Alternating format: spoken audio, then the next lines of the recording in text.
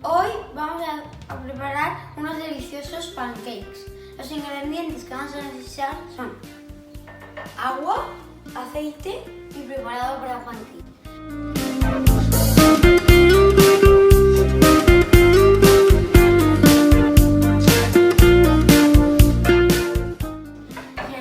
Añadimos nocilla o dulce de leche al gusto. Receta de bizcocho de zanahoria.